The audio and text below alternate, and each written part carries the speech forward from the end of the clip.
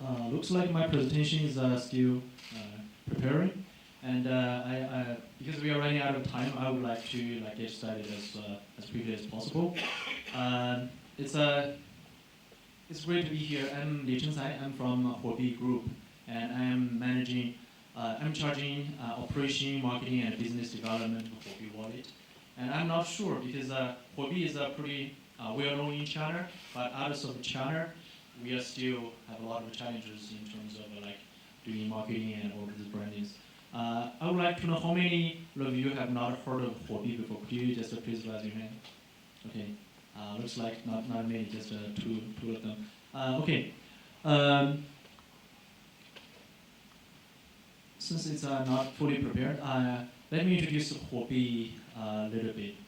Huobi is one of the largest crypto exchanges in China, but it's for Huobi Group because we have a Huobi Group, and Huobi Group has a couple of different businesses. The most famous one is Huobi Exchange. Huobi Exchange, in terms of trading volume, I think it's one of the largest in China, and in terms of global standard, maybe not the largest, but I still believe it is like top 5 or something. In terms of Huobi Group, we have another business, couple of different businesses. In addition to exchange services, we have a Huobi Wallet. It is a multi-currency on-chain wallet, meaning our users are fully control their own assets. Outside of China, especially in US or West Europe, almost all of those wallets for end users are on-chain wallets. But in China, things are quite different. In China, almost half of wallets are custodian wallets. The reason is pretty simple. In China, when we talk about users, we are talking about over 1 million users.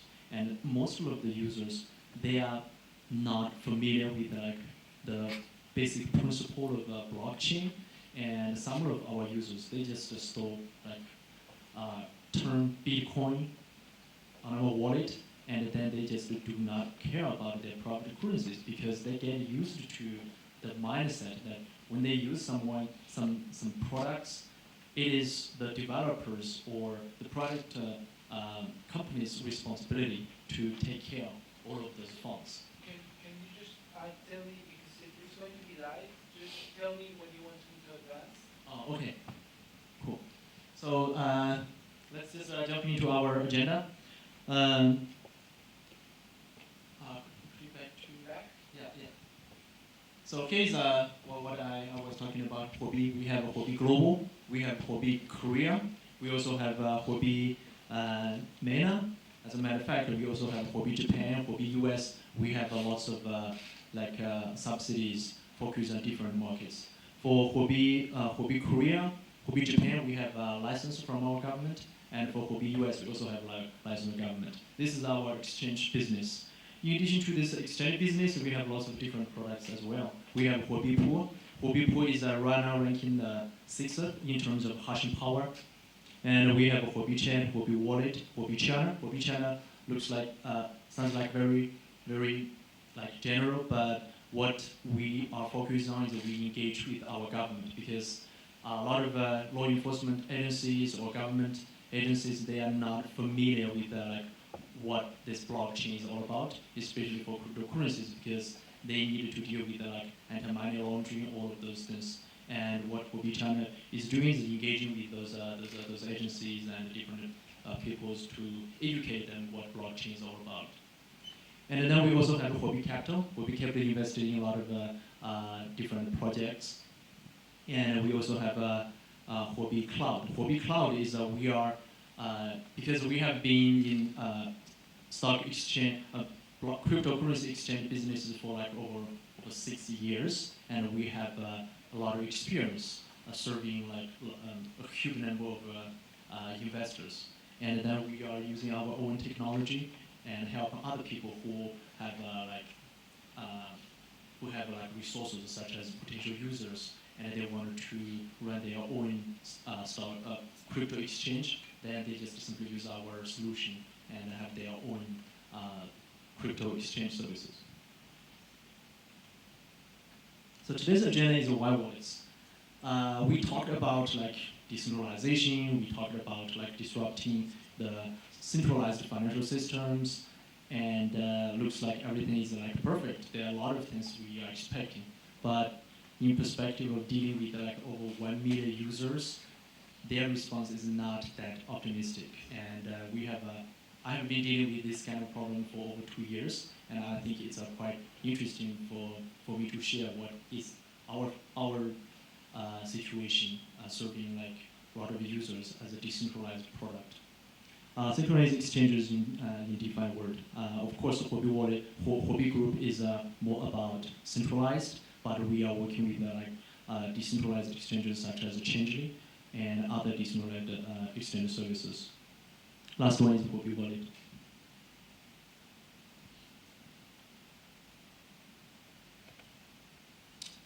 So the reason that we developed a decentralized wallet is because we believed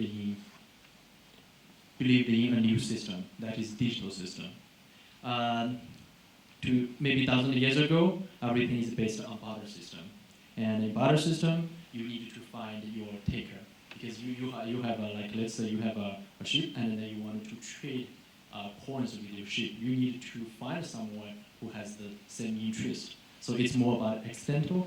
And in terms of trust, you need to trust your community, and it's less efficient. And then right now we are in a monetary system. Monetary system is permissioned. We have a lot of like financial wars or between China and the US, and sometimes our companies, Chinese companies, are blocked outside of international financial system, and it is fully permissioned. And also it is decentralized, and you need to trust a third party. This morning I talked about like Alipay and WeChat Pay. The reason is it is fully decentralized, even though it is like extremely effective, and in terms of user experience, it's like top notch. But the thing is, we do not have money per se, because our money is stored in different banks, and only in like Alipay or WeChat Pay, they send like signal to our banks, and then they just change the records of our money system. And now we have a digital system. Digital system is open. It is fully decentralized. It is trustless. Of course, there's a cost. If you want to use or leverage the trustless system, you need to be very careful and also understand how to manage your private keys or all of those systems. And then it is decentralized, and also it's global. I'm really interested in this global system, because if I wanted to send like $1 to someone in South Africa, I think it's much easier. It's extremely faster. But if I wanted to send $1 to right now using our current system, if I wanted to send $1 to someone in South Africa, I think I needed to pay maybe $10 or maybe more than $10 just to send $1, which is quite ridiculous. And I think that is one very solid user case for our decentralized finance.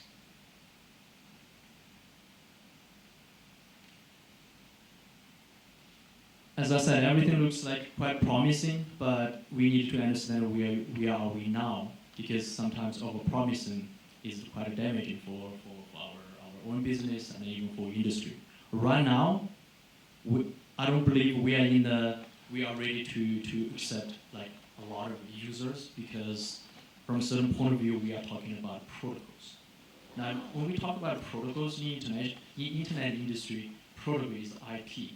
When we were talking about IP 20 years ago, I don't believe at that time we expected like a lot of people join internet. At that time, just some geeks and some experts fine-tuning this system. Right now, when we talk about like MakerDAO or Compound, those are protocols. So that is why I think they are a long way to go. Sometimes it's good to be optimistic, but over optimistic is not so good.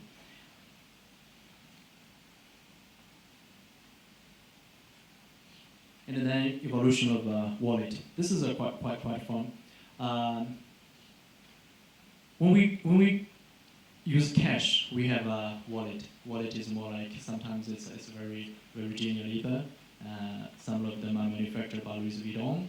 And now we are using like centralized one, such as like Apple Pay or like Samsung Wallet. But this kind of wallet is very easy as long as you have your mobile phone, you have your internet, then it's just there, very effective. And then now we have our crypto wallet, which is quite interesting because in the back end of the system, it is really, really nice because when we use crypto wallet, everything belongs to us. No one can steal that because we got the private keys. However, the problem is you have to take care of the private keys. If you lose it, no one can help you. As simple as that. But if we use traditional or electronic wallet, what you only care about is just your username and password. If you forget your password, you can reset it very easily. The problem right now is vast majority of our users, or potential users, they get used to the mindset of traditional or electric wallet. They do not care about private keys. What they care about is their password. As a matter of fact, password does not have any value in terms of recover your private keys. You got to write down your private keys somewhere like on this paper or on computer, and then when you lose your mobile phones, you still have your private keys to recover your phone. But this kind of mindset is still very hard to educate potential users.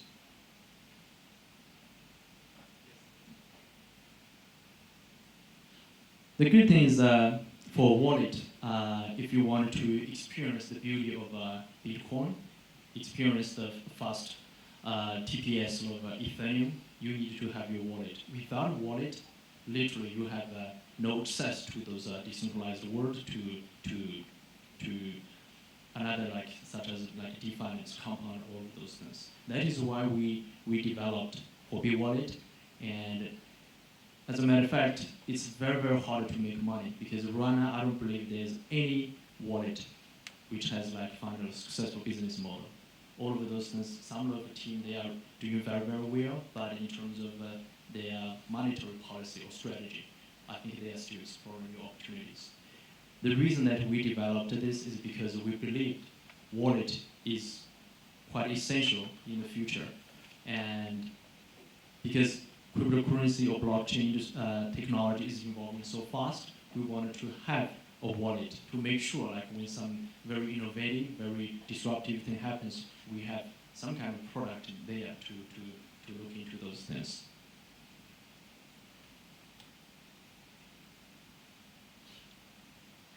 There are some very, very solid user cases for wallet, even though it's very hard to make money out of it, at least yet, but there are some very solid user cases. One is cross-border remittance. We have a lot of users from Philippines, and also we have some users in China. They accept payment because some of their users are from outside of China. If they use like US dollars, it's almost like hard or impossible to make any profit because payment, if they accept like $100, they have to, even use PayPal, they have to give PayPal maybe like $10 or maybe $2. But use cryptocurrency, especially USDT, it's much, much faster and it's very, very cheap. Another one is payment, as I said, some e-commerce business, they are accepting USDT in China and it's very, very popular. Exchange, decentralized exchange. This kind of thing is quite tricky, actually. It sounds like very, very, very nice because it's decentralized, users control their own fund, and it's very, very secure.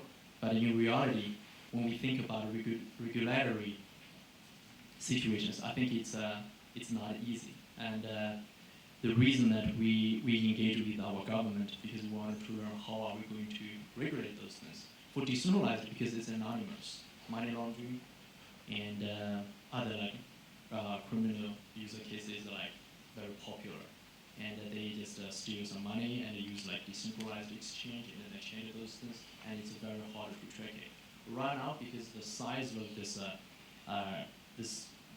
exchange is not that enormous, and most of the governments they do not pay attention to it. But once we pick up those volume, I don't believe it's that good. There will be a lot of challenges in terms of dealing with the regulatory requirements. Another way is long law is very easy. Law is one of them. Compound is one of them. And I think in the future there will be a lot of very interesting user cases coming up. We just don't know yet. That is why we invested in Huobi Wallet, because we do not want to miss out the emerging trends. When we think about decentralized finance, actually there are two things that is critical. One is open. Everyone can do it, and there is no requirements as long as you have your cryptocurrencies, and then it's open for everyone. Another one is ownership, total ownership. This is a huge total ownership. That means when you lose it, it's your own fault. No one can help you. That is why, as a wallet developer, we have seen lots of people who just really disappointed.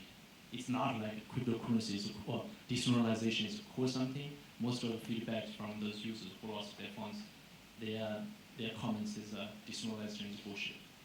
This is not our. It's not the fault for technology, but we need to understand it, because if we wanted to have mass adoption, we need to figure out how to help them to make sure once they lost something, there are something we can help them. That is why there are some kind of innovations coming up, but generally it's very hard to keep the balance between total ownership and then because if you wanted to take care of your own fund, then there are two options. One, you give that fund to me, let me take care of you. Custodian wallet is the reason, and it's value. Another one is you take care of your own fund. When you lose it, then it's your fault. So there's a trade-off. That is why in China there are almost half of wallets, they're custodian wallets, and some users they love it. Even though some custodian wallets they just have some kind of security issues, but some users still love it. Exchanges in the DeFi world. Speaking of exchanges, most of those famous exchanges in the world are centralized. Some of them are disappear now, and the reason they are out of business is very simple: security. And in terms of other things like liquidity, privacy, user experience, compliance, centralized exchanges are much better than decentralized one. Even though right now, in terms of compliance, decentralized exchanges are a little bit better. The reason is those government they have not paid attention to this things, because trading volume is not that much. But in the future, I don't believe this thing is the same.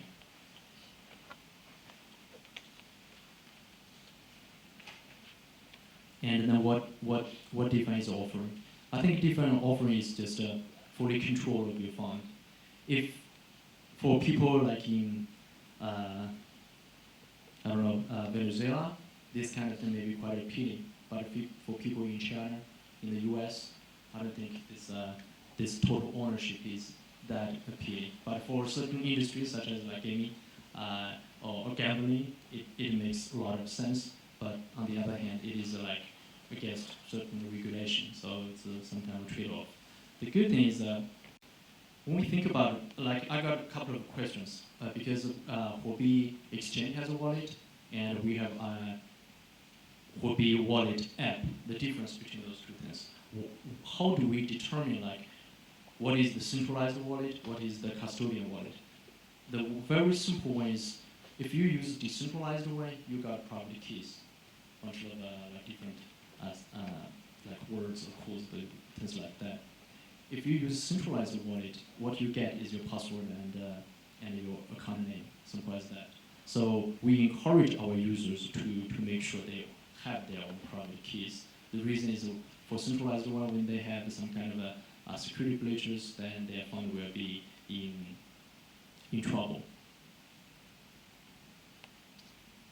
Now here's the details of decentralized exchange and centralized exchange. For decentralized exchange, we need to do 2 additional exchanges, which is pretty hard. Usually, if we use Huobi Exchange, Huobi Global, it takes less than one second to complete a large number of transactions. But if we use decentralized one, Huobi Wallet integrated like changing.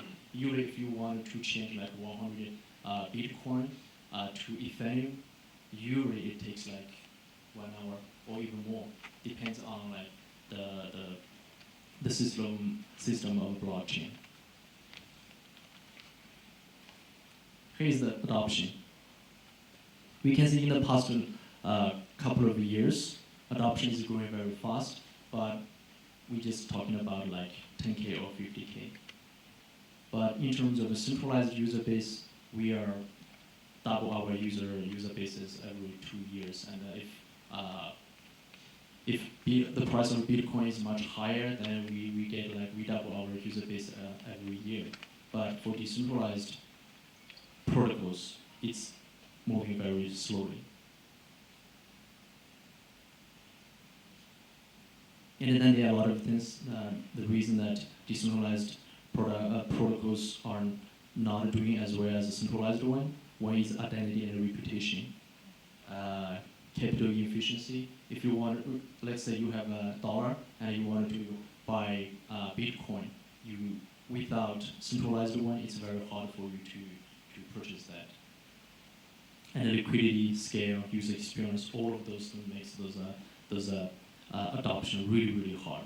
And that is why we believe the transition towards a decentralized financial system is more likely evolutionary than revolution that we expected.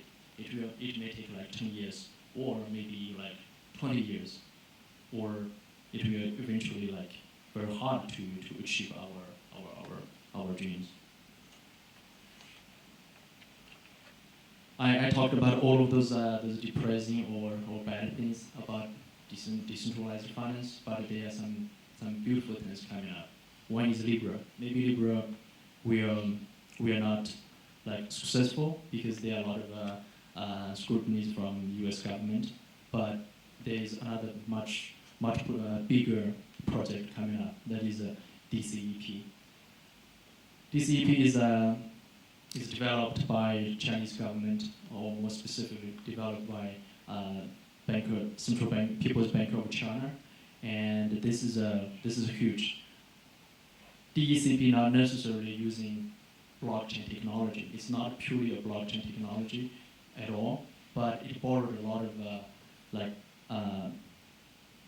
merits of blockchain technology. And when this DECP finally released, it's legal for ordinary Chinese citizens to purchase it or convert their fiat money into DECP.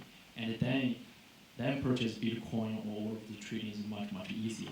So we are expecting like lots of potential users once DECP is released. And in that case, maybe decentralized finance is more feasible for us. This is one thing. Another one is right now we have lots of protocols coming up. And the beauty of decentralized finance is once we have lots of protocols, we just like playing Lego.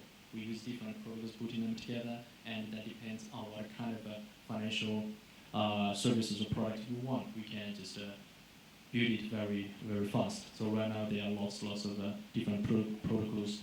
I think that is quite helpful for us because talented people are working on it.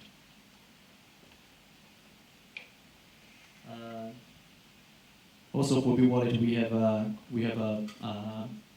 supported a bunch of very successful protocols and products such as MakerDAO, Compound, and we also supported Changely, EOSDT, and Tether. In China, because it's illegal to purchase Bitcoin using renminbi, so usually what we do is we use renminbi to purchase USDT and then use USDT to purchase Bitcoin. That is why USDT in China is extremely popular, and lots of businesses are also using like USDT. And Huobi Wallet is the first wallet to support supported 3 kinds of USDT: Omni, ERC20, and also Tron.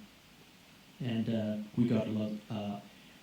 As of date, I think we have over 5 billion USDT stored on our wallet, and daily transaction is almost like I think it's 7 million USDT per day. some of the transactions are for purchasing Bitcoins, but most of those are for daily transactions, such as they purchase some services outside of China, or they are offering services to users outside of China.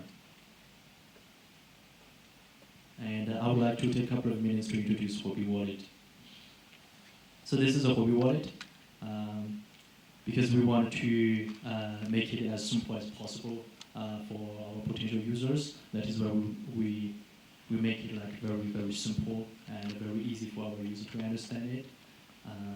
And another thing is that we believe design is something that may critical for potential users to adopt cryptocurrency and decentralized finance.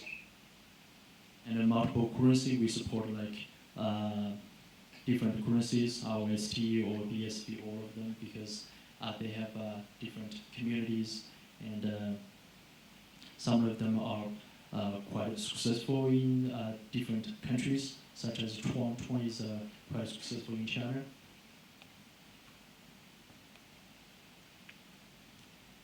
And we also support lots of the apps. Some of the apps are not just for gambling, and we are delisting those gamblings because our government is more suspicious of this kind of the apps. But there are some very cool apps, such as Block Explorer, some very cool games using blockchain technology. It's truly decentralized. And then we also support staking. Staking is very fun because when we talk about Bitcoin is POW. When you got hashing power, you are capable of producing new Bitcoin. But there is another consensus system that is POS. When you have EOS is one of them. When you have EOS and then you stake in your EOS, you are qualified to get more EOS. So right now we support like Atom, we support Ontology, and we are also working on Cardano, and we are also very excited about Ethereum 2.0 because Ethereum 2.0 will be POS. Right now it is POW. Okay, thank you very much.